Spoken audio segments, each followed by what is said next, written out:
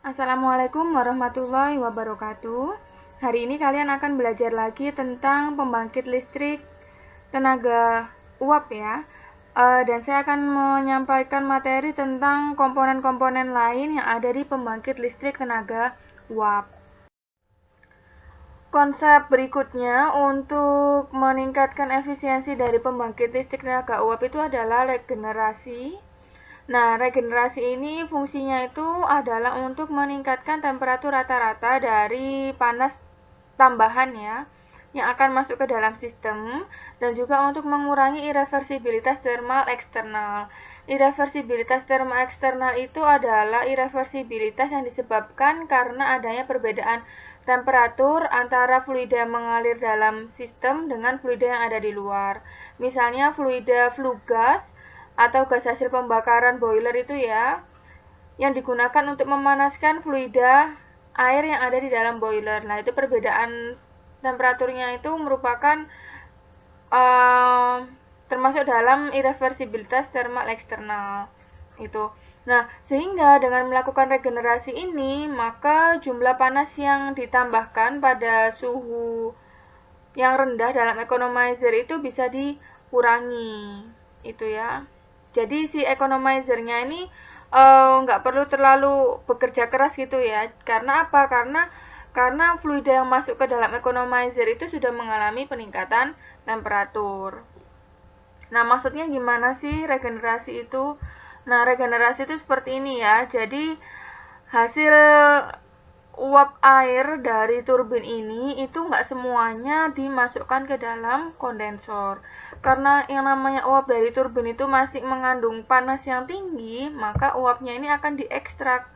Nah, diekstrak itu dimasukkan ke dalam suatu heat exchanger, sehingga panas dari uap ini bisa digunakan untuk memanaskan air yang dipompa dan masuk ke dalam heat exchanger ini, seperti itu. Sehingga apa? Sehingga air yang keluar dari heat exchanger ini temperaturnya sudah bisa meningkat, sehingga economizernya itu nggak perlu terlalu bekerja keras untuk meningkatkan temperatur dari fluida tersebut.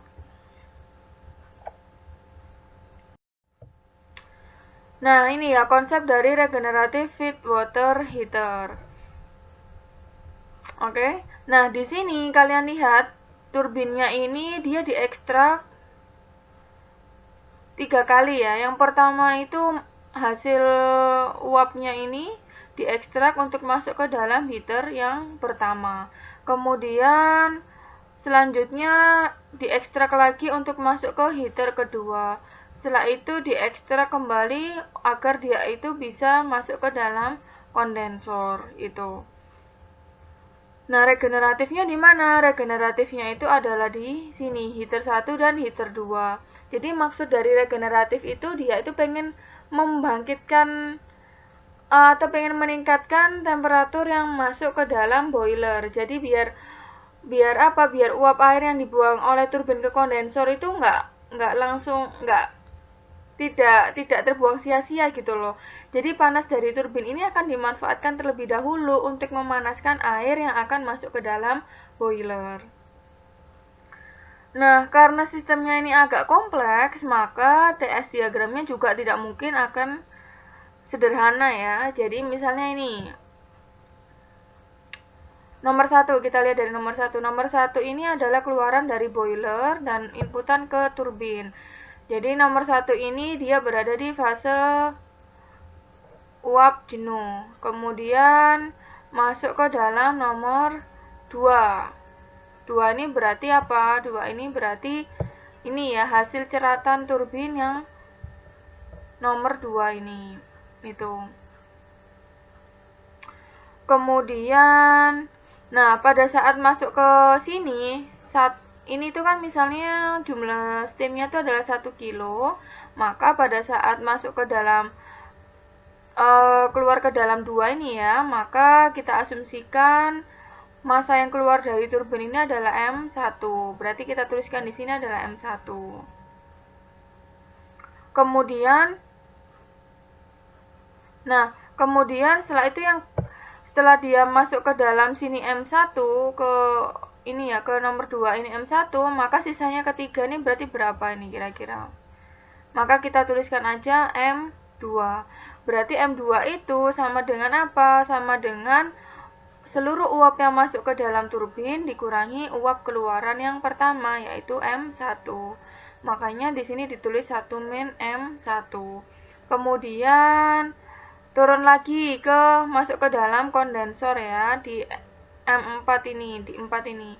Berarti 4 ini berapa massa yang ada di sini? Massa uap air yang keluar di paling akhir turbin itu berarti berapa?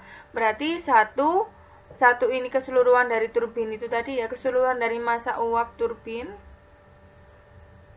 Kemudian dikurangi ceratan yang pertama, dikurangi lagi ceratan yang kedua. Itu adalah untuk yang massa uap air yang masuk ke dalam kondensor. Gitu. Kemudian dari massa air yang masuk ke dalam kondensor ini, massa uap air ini akan didinginkan oleh pendingin ya, sehingga massanya tetap konstan ya. Jadi massanya sampai ke titik 5 ini, yaitu sebelum pompa ini masih 1 minus M1 dikurangi M2.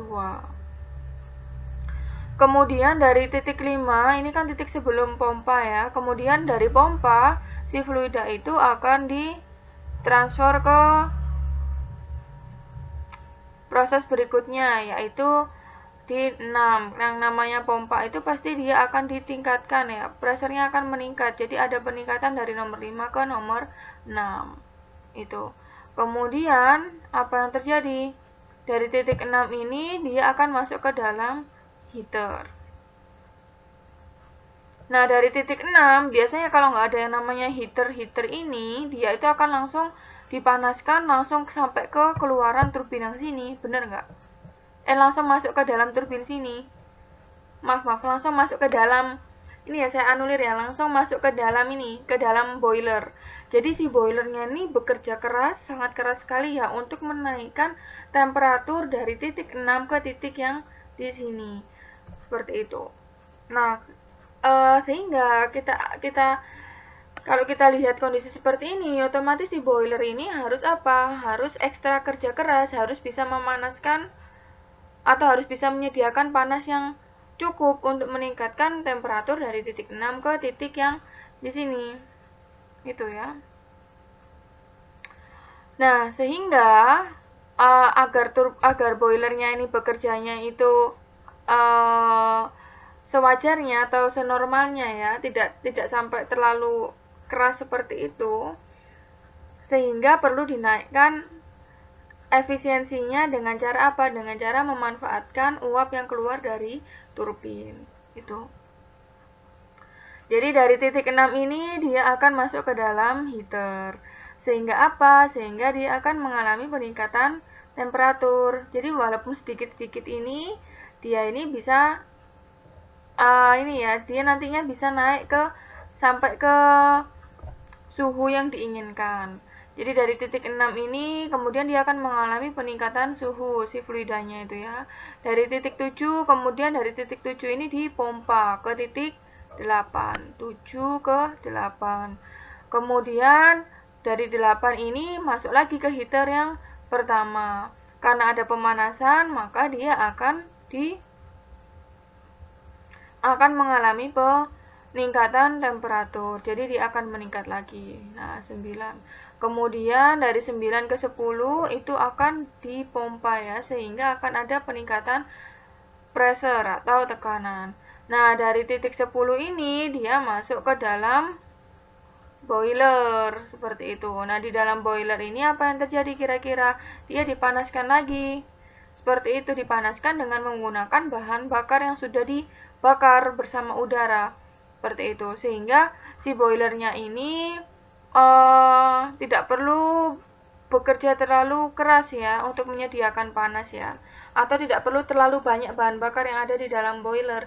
Karena apa? Karena perbedaan suhunya itu tidak terlalu besar ya. Jadi dari titik 10 fluida yang masuk ke dalam boiler sudah agak panas gitu loh. Jadi kita tinggal menaikkan sedikit saja atau memberikan usaha sedikit saja ke yang usaha panas ya, dari boiler ke fluida ini. Jadi dari nomor 10 ditingkatkan suhunya hingga mencapai ke titik 1. Itu. Nah, kalau saya pengen tahu nih, kira-kira berapa ya daya yang dibutuhkan oleh turbin ini untuk melakukan banyak pekerjaan seperti ini, karena uap-uapnya itu kan dicerat semuanya nih ya, dicerat sebanyak 3 kali ya. Nah, sehingga otomatis daya turbinnya itu juga pasti akan berbeda dengan yang sebelumnya ya.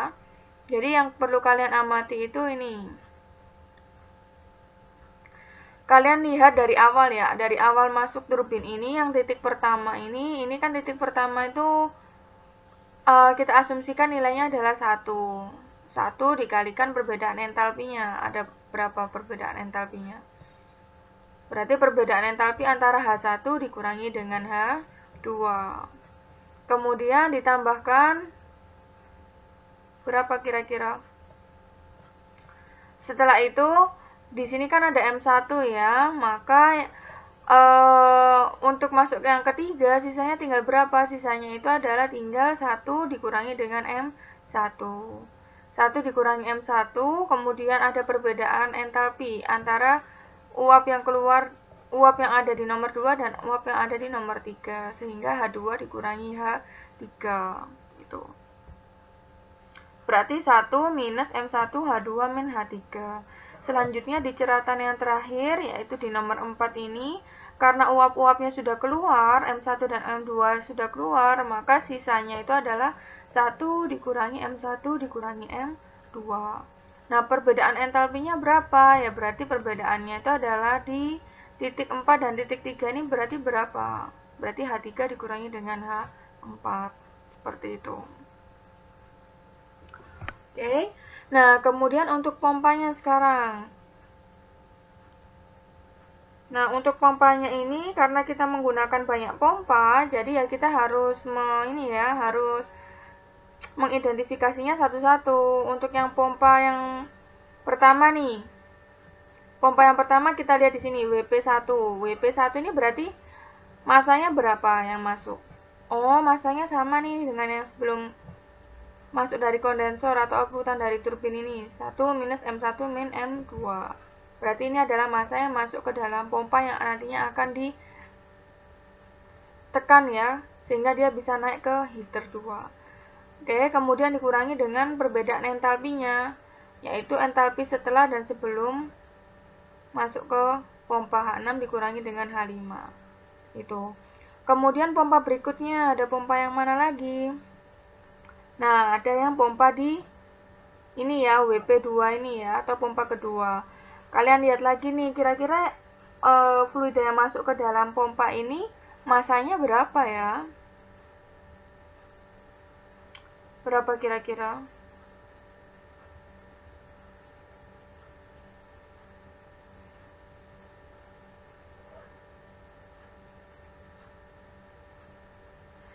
Oke ya, jadi di sini ini kan dia waktu pas masuk ke dalam pompa 1 ini masanya 1 minus M1 minus M2. Sehingga keluarnya juga sama kan ya. Nah, setelah itu pada waktu masuk ke dalam heater 2 ini dia akan ketambahan dengan M2. Sehingga apa yang terjadi? Sehingga masanya menjadi 1 dikurangi M1. Ini. Sehingga perbedaan entalpinya itu adalah H8 dikurangi dengan H7. Itu ya. Kemudian 1 minus M1 ini masuk lagi ke dalam heater, masuk kembali ke heater selanjutnya. Tapi dia juga akan mendapatkan masukan lagi dari turbin ya, sehingga 1 minus M1 ditambah dengan M1 ini menjadi 1. 1 dikalikan dengan perbedaan entalpi yang ada di pompa, berarti H10 dikurangi dengan H9. Itu ya. Nah, sementara itu kalau untuk boiler masih tetap sama ya. 1 dikalikan dengan entalpi sebelum dan sesudah masuk boiler, H1 dikurangi H10. Kemudian untuk berikutnya, Q2-nya ini berarti mana kira-kira?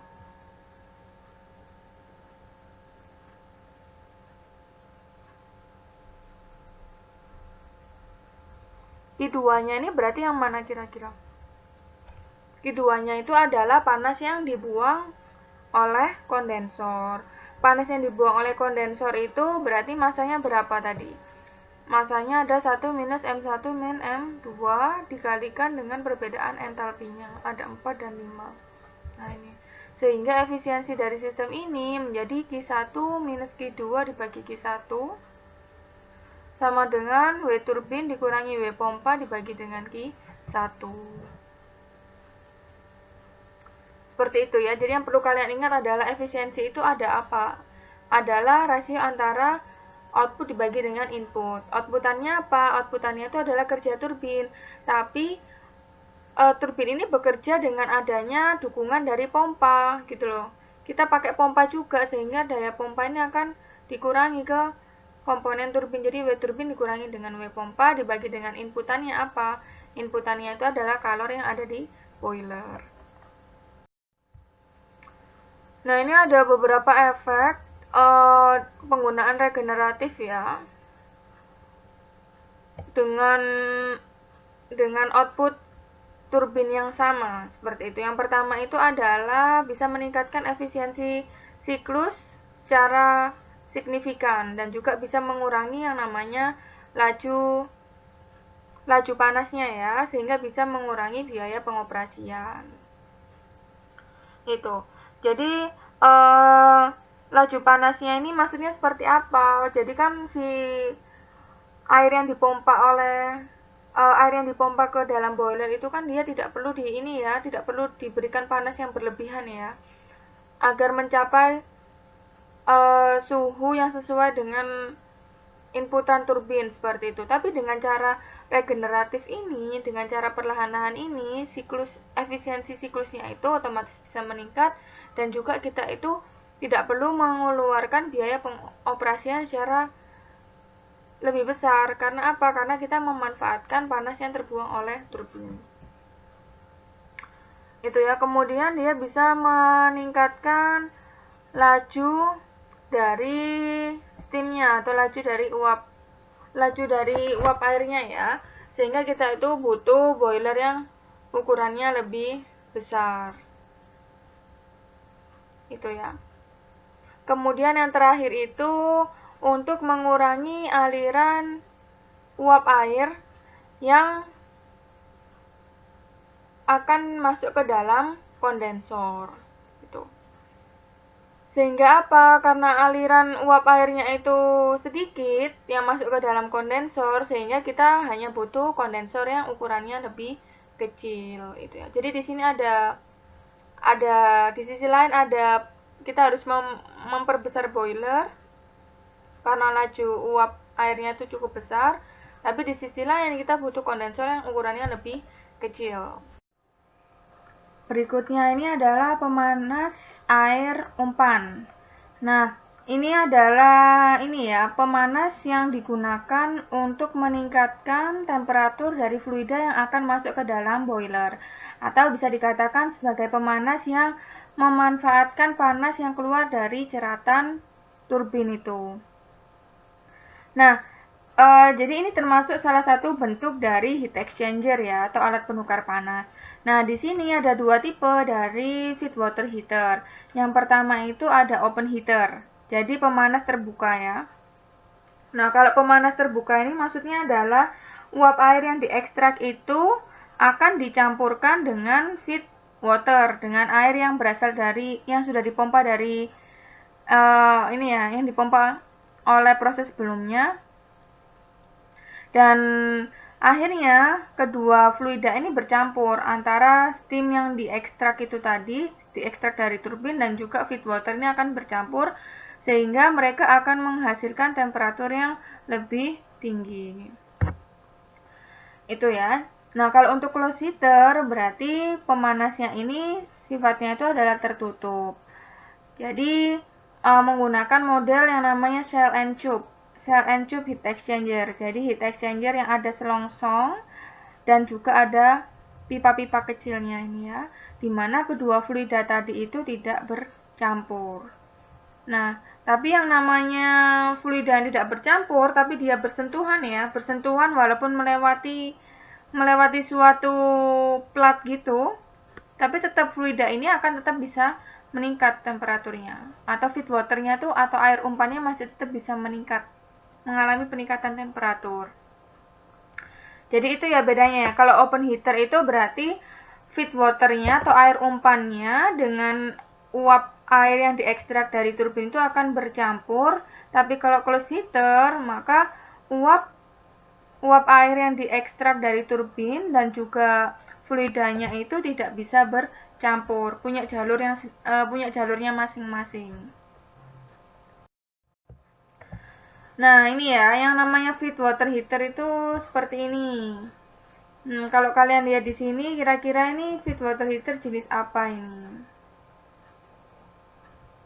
Ini jenis ini ya, closed heater ya. Closed heater berarti uap dari turbin ini tidak bercampur dengan air umpan.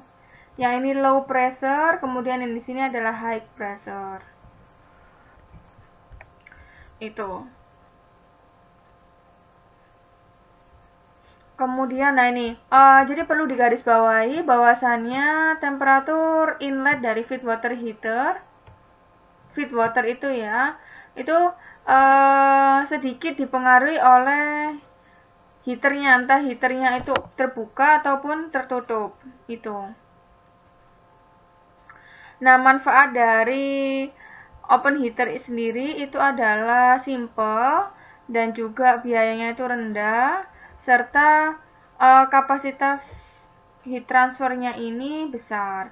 Sementara untuk kelemahannya, dia ini butuh pompa ya, butuh pompa di setiap heaternya. Karena apa? Karena dia itu selain mendapatkan, karena dia itu kan ini ya, uap airnya itu akan dicampur dengan feed water heater, otomatis masanya juga akan bertambah. Kalau akan bertambah, maka kita perlu pompa tambahan tuh untuk mendorong si fluida ini pindah ke step selanjutnya. Nah, kalau yang di closed heater ini, dia hanya butuh satu pompa aja ya untuk satu aliran utama dari feed water. Tapi di sisi lain, closed heater ini biayanya itu cukup mahal dan juga perpindahan panasnya itu tidak semaksimal dari yang open heater. Gitu. Nah, ternyata di banyak pembangkit listrik tenaga uap itu closed heater ini lebih banyak yang lebih disukai seperti itu ya. Tapi seenggaknya harus ada minimal satu open heater yang digunakan.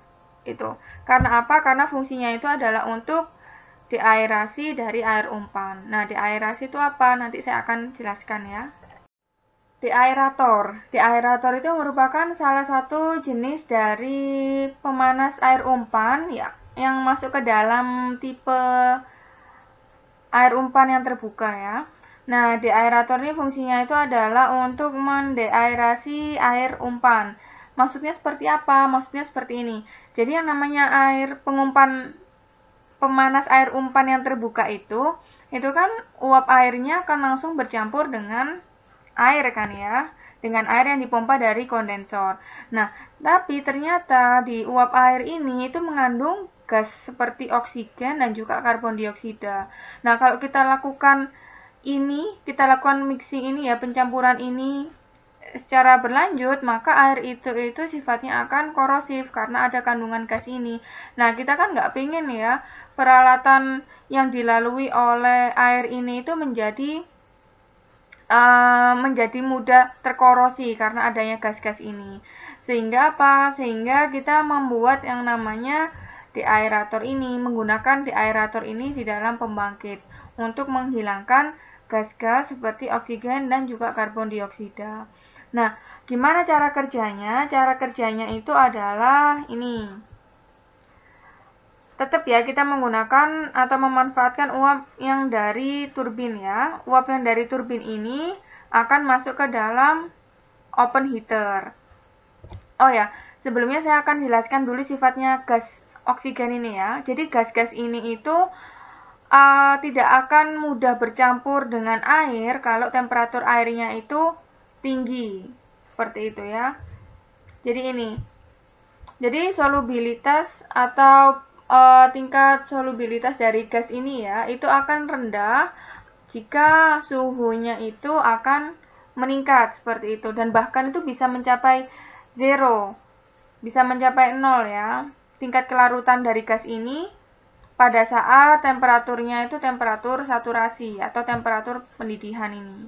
Nah, jadi pada saat steamnya ini masuk ke dalam deaerator ini, yang terjadi itu adalah oksigennya ini akan terlepas seperti itu ya, karena dia nggak mau bercampuran dengan air yang suhunya itu tinggi seperti itu.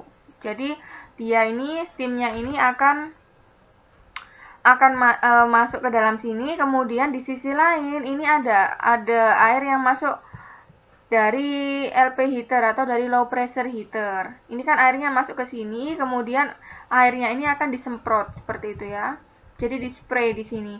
Nah, pada saat steamnya itu ketemu dengan spray, ketemu dengan air yang disemprot ini, maka apa yang terjadi? Maka oksigen dan juga gas CO2-nya ini akan terpisah seperti itu ya, akan terpisah ke atas ini, sehingga air yang masuk ke air yang sudah bercampur ini ya, air yang dicampurkan antara steam dan juga air dari LP heater ini akan mengandung sedikit ya, sangat sedikit gas-gas itu tadi, gas oksigen dan juga karbon dioksida itu. Jadi intinya konsepnya itu adalah bahwasannya si gas ini, oksigen dan juga karbon dioksida ini akan mengalami pengurangan kelarutan pada saat dia itu bercampur dengan atau kontak dengan suhu yang lebih tinggi itu ya. Jadi pada saat steamnya ini masuk ke dalam deaerator ini, dia akan kontak dengan air ini ya. Nah, akan kontak dengan air, maka oksigen dan juga CO2-nya ini akan naik ke atas seperti itu. Itu ya, akan mudah terlepas. Nah, kok bisa seperti itu? Karena sebenarnya kan LP heater ini sebenarnya merupakan air yang sudah dipanasi ya. Kemudian air ini setelah dipanaskan dia masuk, kemudian dia juga dipanasi oleh steam ini tadi. Steamnya ini kan pasti ke atas nih. Steamnya ini kan pasti ke atas ya. Sehingga dia mendapatkan pemanasan dari steam, kemudian dia masuk ke dalam alat penyemprot ini, maka suhunya ini juga akan lebih tinggi lagi. Nah, suhu yang lebih tinggi ini menyebabkan terpisahnya gas ini dengan si uap ini tadi. Nah, setelah itu dia akan tercampur dan masuk ke dalam, airnya itu masuk ke dalam tangki penyimpanan deaerator. Itu ya. Air yang dihasilkan dari campuran antara steam dan juga air dari feed water itu, ini kan masih kemungkinan besar masih mengandung residunya ya, masih ada oksigen dan juga karbon dioksida sisa seperti itu, sehingga perlu dinetralkan lagi dengan cara menyemprotkan senyawa sodium sulfit dan juga atau hidrazin ya, sehingga air yang akan dipompa ke dalam boiler itu akan netral seperti itu. Nah, tapi ternyata ada kendala lagi ya. Jadi pada saat air ini akan dipompa itu, akan dihisap ke dalam boiler feed pump ini, maka akan terjadi yang namanya penurunan tekanan itu. Nah, penurunan tekanan ini bisa menyebabkan air ini akan mengunci uap-uap air itu ya. Jadinya uap air yang terkunci di dalam air itu kan akan tersedot ke dalam boiler feed pump ini. Maka dia akan menyebabkan semakin abrasif ya. Abrasif itu berarti dia bisa menghancurkan sudu-sudu yang ada di dalam pompa itu. Jadi kan di dalam pompa itu kan juga ada sudu-sudunya ya. Nah, itu akan tergores oleh cairan yang di dalamnya itu ada uapnya. Nah, itu problemnya itu namanya adalah kavitasi ini. Jadi kalau ada kavitasi ini, maka komponen yang ada di dalam pompa ini juga akan bisa tergerus itu ya, terutama di sudu-sudu pompa itu. Nah, untuk mencegah hal ini terjadi, maka si air ini itu nggak boleh mengalami penurunan tekanan di bawah P saturated itu ya. P saturation-nya itu nggak boleh turun di bawah itu. Sehingga apa? Sehingga kita perlu menambahkan net positive suction head atau NPSH ini ya. NPSH itu berarti intinya itu adalah kita perlu meletakkan deaerator ini di atas seperti itu ya, di ketinggian yang cukup dari dasar sini.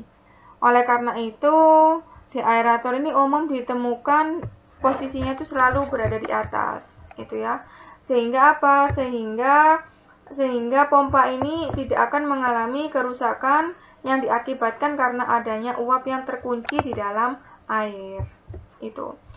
Nah, perlu diketahui juga kalau kita mengamati pembangkit listrik yang menggunakan nuklir, deaerator ini tidak mungkin digunakan ya. Karena apa? Karena dikhawatirkan uap-uap ini dan juga air ini akan membawa zat radioaktif ya, sehingga akan mencemari lingkungan seperti itu. Dan juga membahayakan sekitar. Nah, ini adalah efisiensi yang ada di dalam pembangkit listrik tenaga uap. Ini secara detailnya ya. Nah, sekarang kalian sudah sangat paham tentang komponen yang ada di dalam pembangkit listrik tenaga uap. Komponen utamanya ada boiler, kemudian turbin, kondensor, dan juga ada pompa. Nah, selain itu, di luarnya ini ada komponen pendukungnya ya. Yang pertama ada furnace, ini digunakan untuk membakar bahan bakar bersama dengan udara. Seperti itu, ini akan memberikan panas ke dalam boiler. Kemudian akan ada yang namanya panas yang dibuang, karena nggak semua panas itu akan bisa dimanfaatkan oleh turbin untuk menghasilkan listrik ya, untuk menggerakkan sudut-sudut turbin. Sehingga akan ada yang namanya panas yang terbuang itu. Jadi turbin ini akan menggerakkan generator sehingga bisa menghasilkan yang namanya energi listrik.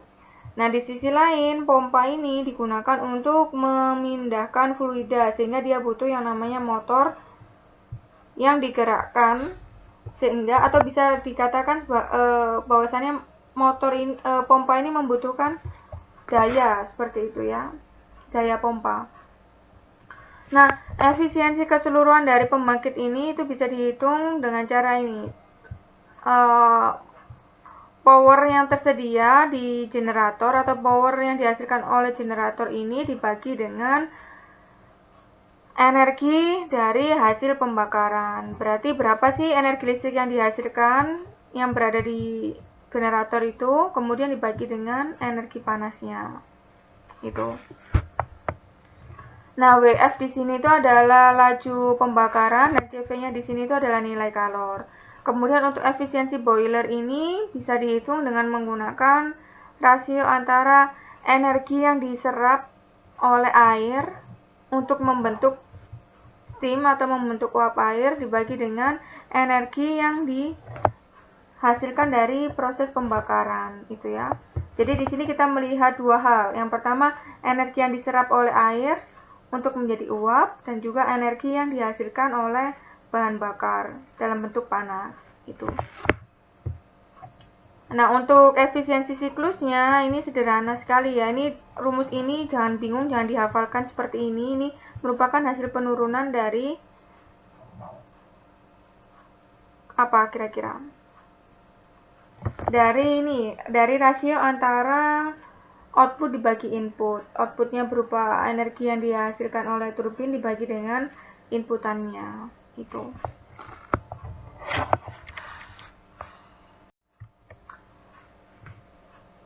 Oke, kemudian untuk yang turbinnya, kalau kita pengen tahu efisiensi turbin itu berapa, lah ini kita bisa menghitung rasio antara break output of the turbine ini ya. Berarti break outputnya ini berapa, daya yang dihasilkan itu berapa, dibagi dengan inputannya itu berapa. Ini.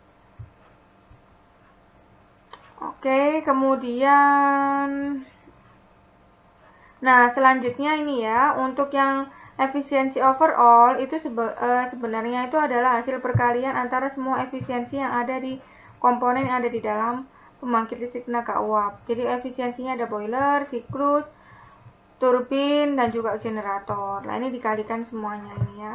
Sehingga efisiensi overall itu merupakan hasil pengalian antara efisiensi boiler kalikan efisiensi siklusnya ini, kalikan efisiensi turbin, dan dikalikan dengan efisiensi generator. Di dalam pembangkit listrik tenaga uap itu pastinya ada beberapa alat pendukung yang mendukung proses ini ya, proses pengubahan dari bahan bakar sampai menjadi uap air itu ya. Nah, butuh alat-alat pendukung seperti FD dan ID fan. Ini berarti kipasnya itu menggunakan force draft, gaya dorong ya, dan juga ID fan atau gaya hisap. Ini fungsinya fan ini adalah untuk mendorong bahan bakar dan juga untuk menghisap flue gas ini ya, agar dia bisa keluar ke atmosfer. Kemudian butuh juga alat pendukung pulverizer dan crusher yang fungsinya untuk menghaluskan batu bara, dan juga butuh conveyor ya. Nah, semua alat pendukung ini itu kan nggak mungkin beroperasi kalau tidak menggunakan listrik, sehingga daya listriknya ini perlu kita perhitungkan dalam menghitung efisiensi dari pembangkit itu ya. Nah, kalau kita pengen menghitung berapa sih power bersih dari generator ini, lah itu kita kurangi aja daya kotor yang dihasilkan itu dikurangi dengan power atau dikurangi dengan daya yang dikonsumsi dari peralatan pendukung pembangkit seperti itu ya. Jadi daya kotornya itu dikurangi dengan daya yang dibutuhkan untuk menyalakan alat-alat pendukung itu tadi. Sehingga efisiensi dari alat pendukung ini bisa dihitung ini ya, merupakan rasio antara daya bersih yang dihasilkan oleh generator dibagi dengan daya kotor yang dihasilkan oleh pembangkit. Nah, untuk menghitung efisiensi overall dari pembangkit ini, berarti kita perlu mengkalikan juga dengan efisiensi auxiliary-nya. Itu. Nah, ini adalah contoh perhitungannya ya. Kalau misalnya efisiensi boilernya 0,92, siklusnya 0,44, turbinnya 0,95, maka efisiensi overall-nya itu kita kalikan semuanya. Ini ya. Itu.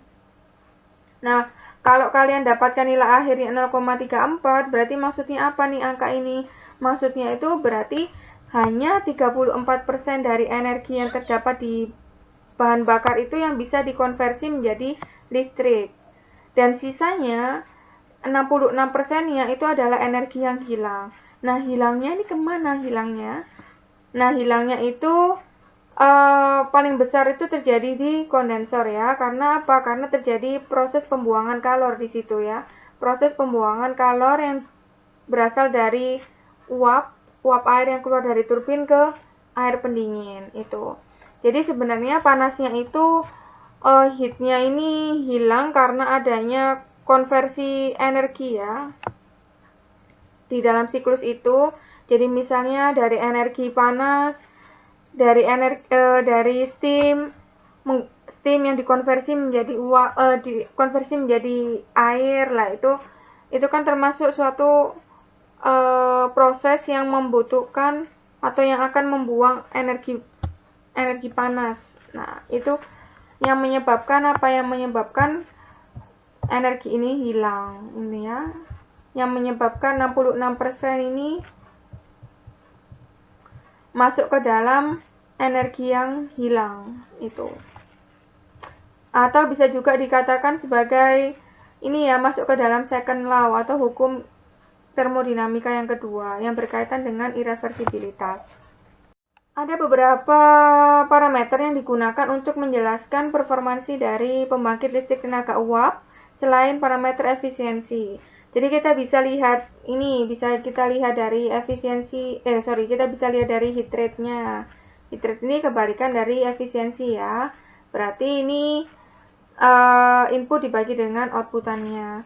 Kemudian kita bisa juga lihat dari gross siklus heat rate-nya. Kalau gross ini berarti kita hanya memperhatikan dari outputan turbinnya tanpa mengurangi dengan peralatan auxiliary gitu. Kemudian ada heat rate yang bersih ya. Kalau bersih itu berarti kita perlu memperhatikan peralatan yang auxiliary-nya itu. Berarti nggak hanya ada turbin output aja di bawah sini, tapi dia juga dikurangi dengan apa? Dikurangi dengan peralatan auxiliary seperti pompa, kemudian itu tadi ya ada ID fan, FD fan, dan seterusnya.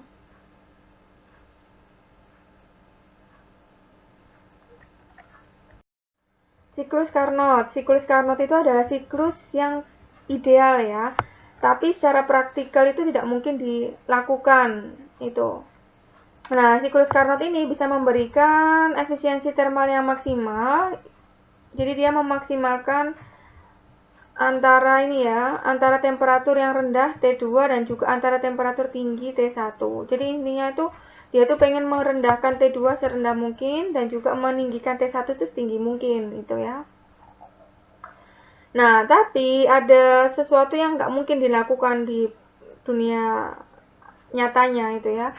Bahwasanya pada saat kita lihat nih dari turbin ini kan turun uapnya itu menjadi uap apa kira-kira masuk ke sini.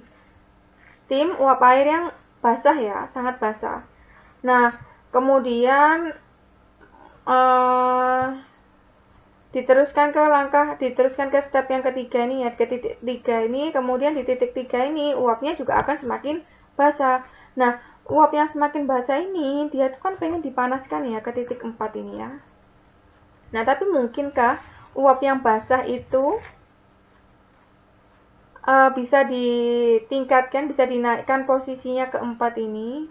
Nah, kalau kita menggunakan kompresor, kita menekan si uap yang sangat basah ini dengan menggunakan kompresor, maka kita itu butuh kompresor yang ukurannya itu sama dengan turbin. Jadi cukup besar sekali ya. Dan juga nggak mungkin dilakukan karena apa? Karena yang namanya uap air yang basah itu kan menyebabkan kavitasi.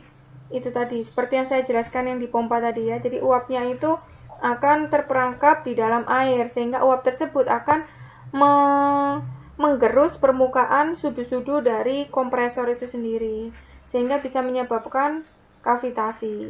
Itu ya. Sehingga siklus Carnot ini nggak mungkin dilakukan kalau dengan kondisi yang seperti ini. Misalnya kita menggunakan pendekatan yang lain. Ini kita amati poin 1, 2, 5, 6, dan 1. Kalau dari sini kan dari 2 ini uap air dari turbin itu akan dikondensasikan sehingga masuk ke dalam pompa itu dalam bentuk apa? Dalam bentuk cair jenuh. Kemudian dia dipompa ya, naik ke dalam masuk ke dalam turbin. Nah, apakah mungkin ada pompa yang bisa memompa dengan dengan menaikkan pressure yang setinggi ini? Itu ya, kan nggak mungkin ya.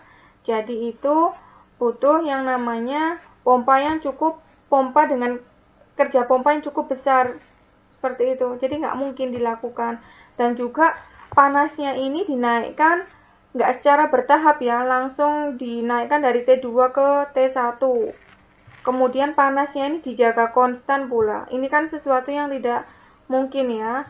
Jadi tidak mungkin dilakukan untuk mensuplai panas pada pressure yang tidak terbatas dan juga pada suhu yang konstan dari titik 6 ke titik 4. Nah, sehingga Carnot cycle ini tidak mungkin diaplikasikan.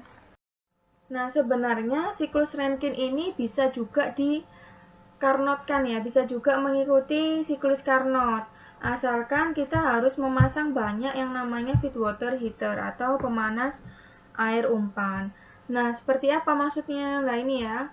Jadi dari turbin ini uap-uap airnya tuh harus dicerat ke banyak feed water heater ini. Jadi konsepnya sama ya seperti yang sebelumnya. bahwasannya feed water ini fungsinya itu adalah untuk memanaskan air yang akan masuk ke dalam boiler dengan menggunakan panas sisa dari uap yang keluar dari turbin. Seperti itu. Sehingga nantinya itu bisa bertingkat seperti ini prosesnya. Kalau normalnya kalau yang menggunakan ini ya, tanpa ekstraksi seperti ini, misalnya hanya 4 komponen aja, turbin, kondensor, boiler, dan pompa, itu hanya ini aja ruasannya, A, F, C, D, E, A. Nah, kalau punya siklus seperti ini nggak mungkin nih di Carnot kan, gitu ya. Tapi karena kita tuh memasang banyak feed water heater, maka di sini ini akan ada yang namanya pengurangan entropi atau pengurangan panas yang ini ya, panas yang tidak terpakai. Jadi ini sehingga grafiknya itu bentuknya seperti ini. Jadi misalnya nih dari A masuk ke turbin, kemudian turun ke 1 ya. Nah, turun ke 1 ini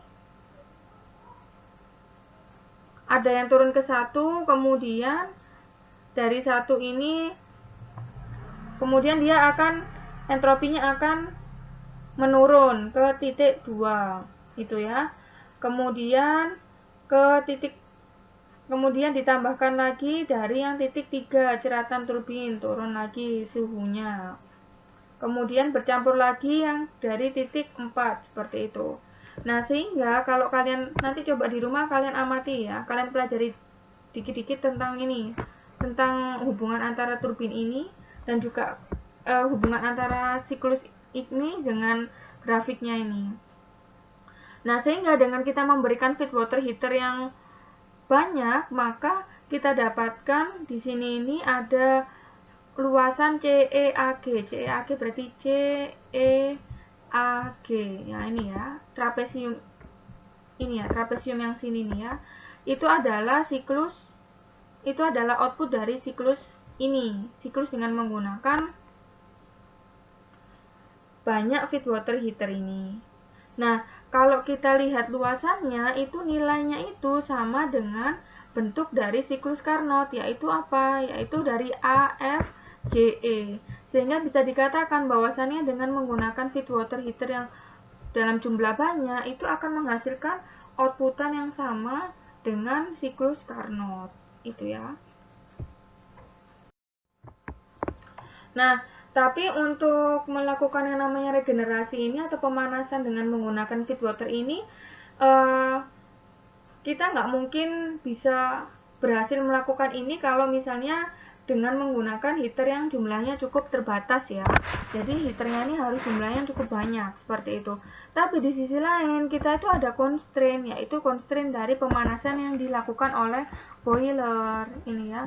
Dengan meningkatnya temperatur dari feed water heater, feed water itu tadi, maka dia itu bisa mengurangi absorpsi panas dari flue gas yang dihasilkan oleh boiler itu ya, yang dihasilkan lebih tepatnya di economizer, sehingga bisa mengurangi efisiensi dari boiler itu sendiri.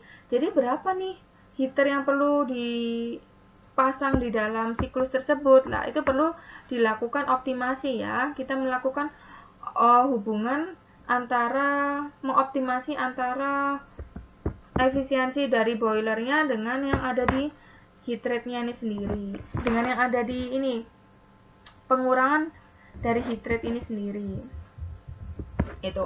Nah, ini adalah hasil dari penelitian orang lain ya. Di sini sumbu Y-nya ini adalah peningkatan di suhu dari feed water, dan sumbu Y-nya ini adalah pengurangan dari laju panasnya gitu. Jadi kalau laju panasnya itu berkurang, maka intinya adalah kita nggak perlu memberikan energi yang terlalu besar untuk memanaskan air tersebut itu. Nah, di sini ada tulisan 1, 2, 3, 4 ini itu adalah berapa tingkatan ekstraksinya. Jadi semakin besar ekstraksinya itu maka terjadi peningkatan suhu yang cukup besar juga di feed water heaternya nih ya. Tetapi ini dan dia bisa mendapatkan laju pembuangan laju panasnya itu adalah sekitar 13,2%. Jadi cukup tinggi. Semakin besar tingkatan ekstraksinya, maka suhu yang didapatkan itu juga akan semakin tinggi. Tapi di sisi lain, efisiensi boilernya itu juga akan semakin rendah karena terjadi pengurangan absorpsi panas. Nah, di beberapa pembangkit listrik itu biasanya ekstraksinya itu adalah sebanyak 5-7, dan bahkan di beberapa pembangkit juga menggunakan 9 titik ekstraksi.